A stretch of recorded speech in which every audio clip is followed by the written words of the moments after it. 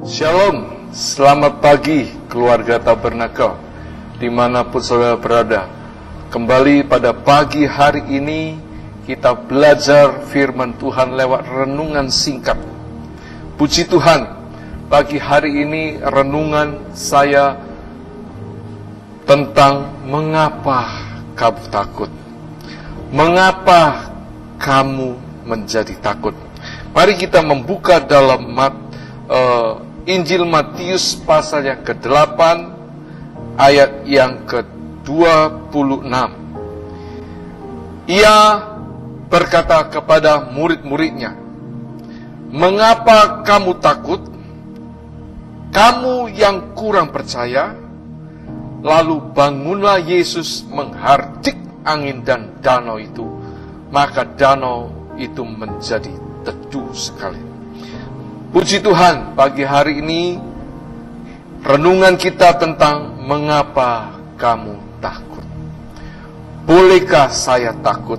Saudara, ketakutan ini sangat sering dibahas dalam firman Tuhan. Hari-hari ini ketakutan manusia bukan semakin downgrade. Ketakutan manusia modern semakin upgrade, saudara. Sehingga banyak muncul penyakit-penyakit psikologi, penyakit-penyakit yang aneh dengan istilah-istilah yang terbaru. Sebetulnya semuanya hakikatnya sama, saudara. Orang hidup dalam ketakutan lama-lama menjadi anxiety, kecemasan, kata seorang ahli. Dari anxiety berkembang menjadi bipolar, disorder, dan macam-macam, saudara. Sampai levelnya terus naik. Level yang paling puncak adalah ketakutan yang senantiasa merasa takut sampai takut tidur. Ketika ditanya, "Kenapa kamu takut tidur?" "Karena saya takut mati," saudara.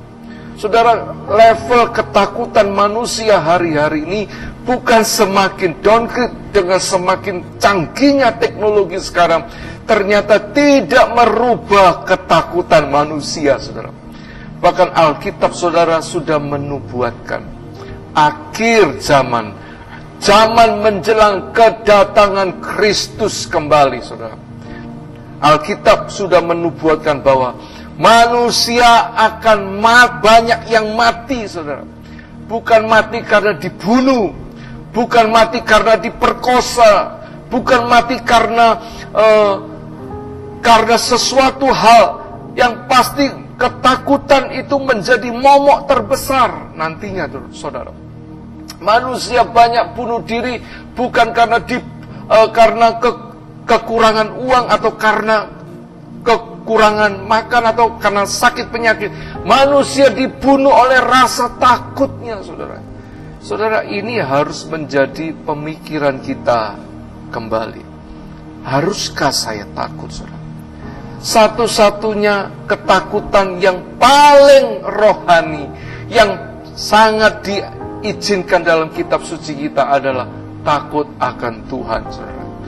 Takut akan Tuhan. Takut berontak terhadap Tuhan, saudara. Alkitab Yesus tidak pernah mengajarkan kita untuk takut kepada siapapun, tentang apapun juga. Kita hanya boleh takut sama Dia, Sang Pemberi kehidupan. Dia yang menciptakan kita, Dia yang melahirkan kita, Dia yang bertanggung jawab atas hidup kita.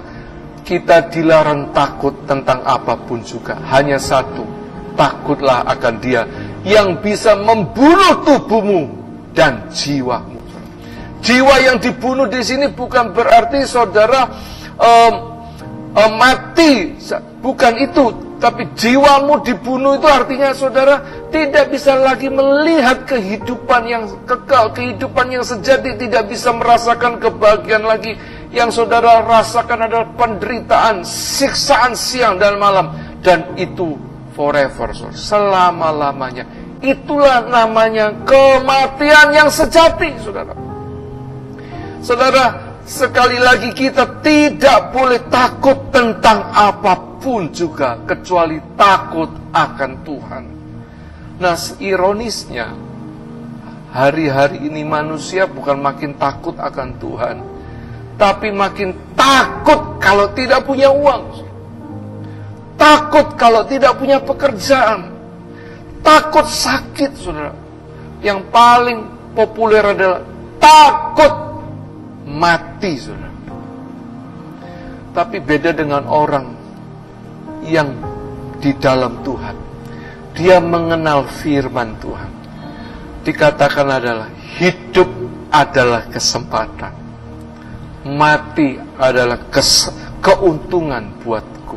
Saudara, jarang loh ada orang berpikir seperti ini, punya cara pandang yang unik seperti ini. Hidup sebuah kesempatan katanya, mati sebuah keuntungan. Kenapa dikatakan keuntungan, saudara? Karena tidak ada lagi air mata kalau kita sudah mati di dalam Tuhan. Tidak ada lagi kita mengenal penderitaan, saudara.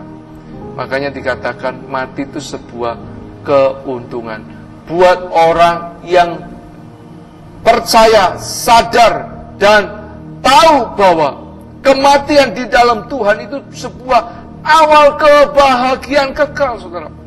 Kalau saudara takut mati, saudara, perlu saudara introspeksi diri. Saudara, sebetulnya imanmu tuh bergantung kepada siapa?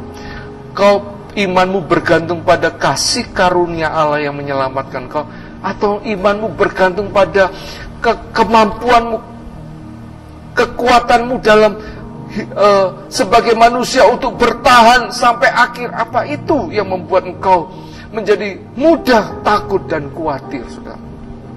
Renungan pagi hari ini, mengapa kamu takut?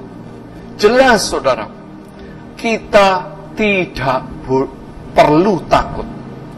Hanya satu saja ketakutan kita, takut kalau kita itu tidak lagi mencintai Tuhan, saudara. Ini bahaya, saudara. Virus jenis ini yang harus diperhatikan dengan baik-baik, saudara. Nanti ke depan, saudara, bahkan tahun ini, saudara, virus baru makin populer. Bukan virus COVID terbaru yang saya maksud, tapi virus anti-Kris, saudara. Virus anti Tuhan, saudara. Ini makin populer, saudara. Orang makin tidak tertarik Tuhan, semakin tidak percaya Tuhan, semakin tidak percaya kasih karunia. Manusia modern semakin percaya kekuatannya. Manusia modern semakin percaya pengalaman orang-orang sukses. Itu yang jadikan pegangan mereka. Sehingga tidak heran nanti semua itu akan berujung kecewa. Pengalaman, kesuksesan, keberhasilan orang-orang di luar iman, saudara, akan berujung dengan kekecewaan. Hopeless, saudara. Ternyata tidak seperti yang saya harapkan. Ya jelas dong, saudara, mana mungkin manusia bisa menentukan masa depannya, saudara, meskipun dia hari-hari ini merasa percaya diri yang cukup, saudara. Yang bisa menentukan masa depan adalah apa kata firman Tuhan tentang hidupmu, saudara. Kalau engkau percaya Tuhan, engkau masa depanmu Tuhan pelihara, saudara. Itu jelas ada dalam koridor janji Allah, saudara. Ada dalam perlindungan Allah terhadap umat pilihannya. Providence Allah terhadap kita, saudara. Puji Tuhan, satu ayat yang lain, saudara, tentang renungan pagi hari ini. Haruskah saya takut, saudara? Dalam Yohanes, Injil Yohanes 11 ayat 14 sampai 15. Tentang peristiwa Lazarus yang meninggal, saudara.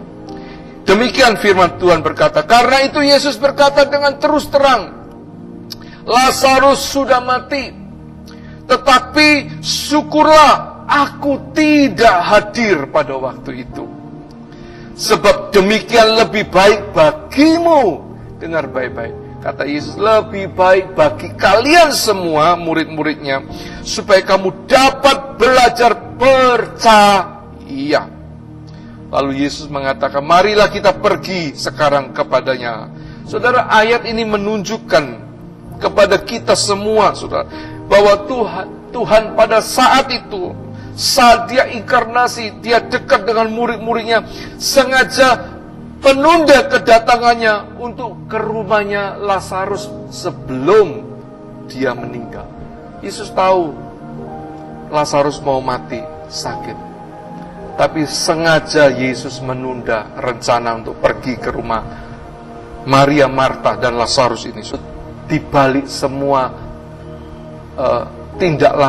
tindakannya Yesus, yaitu dia ingin melatih iman para muridnya untuk belajar percaya kuasa kasih karunia-Nya, saudara.